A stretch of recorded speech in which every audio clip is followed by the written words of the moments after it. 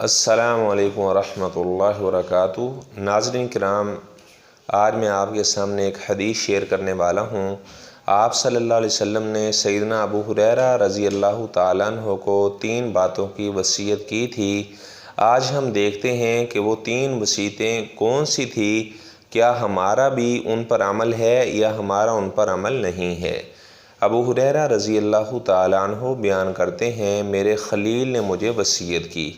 آپ صلی اللہ علیہ وسلم کسی کو خلیل نہیں بنا سکتے تھے، کیونکہ آپ نے اللہ کو اپنا خلیل بنایا ہوا تھا۔ تو آپ صلی اللہ علیہ وسلم نے فرمایا تھا، اگر میں کسی کو خلیل بناتا تو عائشہ کے باپ ابو بکر صدیق رضی اللہ تعالیٰ عنہ کو میں خلیل بناتا، لیکن میں نے اللہ کو اپنا خلیل بنایا ہوا ہے۔ تو صحابہ کو اجازت تھی، صحابہ آپ صلی اللہ علیہ وسلم کو خلیل بنا سکتے تھے۔ تو ابو ہریرہ رضی اللہ تعالیٰ عنہ فرماتے ہیں، میرے خلیل نے مجھے وصیت کی۔ آپ صلی اللہ علیہ وسلم نے فرمایا کہ میں روزانہ ضحیٰ کی 2 رکعت وہ لازمی پڑھوں۔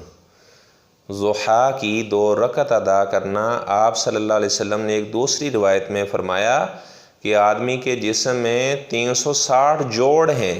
جو آدمی ضحیٰ کے 2 نفل ادا کرے گا تو گویا کہ اس نے 360 جوڑوں کا صدقہ ادا کر دیا۔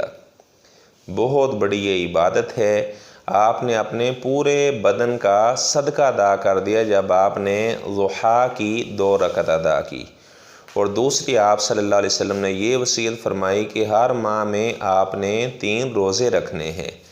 13 تاریخ کا روزہ یعنی چاند کی 13 تاریخ کا روزہ، 14 تاریخ کا روزہ اور 15 تاریخ کا روزہ، جن کو ایام 20 کہا جاتا ہے، ایام 20 کے روزے رکھنا۔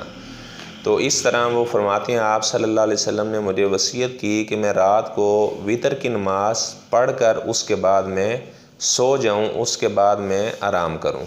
یعنی وتر کی جو نماز ہے یہ رات کے ابتدا میں بھی ادا کی جا سکتی ہے، انتہا میں بھی ادا کی جا سکتی ہے اور درمیان میں بھی ادا کی جا سکتی ہے۔ تو ناظرین کرام، میں اللہ تعالیٰ سے دعا کرتا ہوں، اللہ تعالیٰ ہم سب کو ضحیٰ کی نماز پڑھنے کی توفیق عطا فرمائے، ہر ماہ میں 3 روزے رکھنے کی اللہ تعالیٰ ہمیں توفیق عطا فرمائے۔ بلکہ آپ ہر سوموار کو بھی آپ صلی اللہ علیہ وسلم روزہ رکھا کرتے تھے اور ہر جمعرات کو بھی آپ صلی اللہ علیہ وسلم روزہ رکھا کرتے تھے۔ جب وجہ پوچھی گئی تو آپ صلی اللہ علیہ وسلم نے فرمایا کہ نامہ اعمال اللہ کی طرف جاتے ہیں، تو میں پسند کرتا ہوں کہ جب میرا عمل اللہ کے دربار میں جائے تو میں روزے کی حالت میں ہوں۔ تو ہمیں بھی چاہیے کہ ہم بھی روزے رکھیں، اور اگر آپ نے تہجد کی نماز ادا کرنی ہے تو پھر اس کے بعد آپ وتر اس کے بعد ادا کریں۔ اگر آپ نے یعنی رات کو آپ کے ذہن میں یہ ہے کہ میں نہیں اٹھ سکوں گا تو پھر آپ رات کو وتر پڑھ کر سو جائیں۔ اللہ تعالیٰ ہمیں بھی ان آپ صلی اللہ علیہ وسلم کی پیاری وصیتوں پر عمل پیرا ہونے کی توفیق عطا فرمائے۔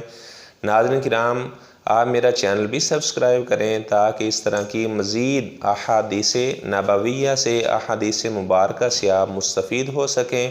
جزاکم اللہ احسن الجزا فی الدنیا والآخرہ۔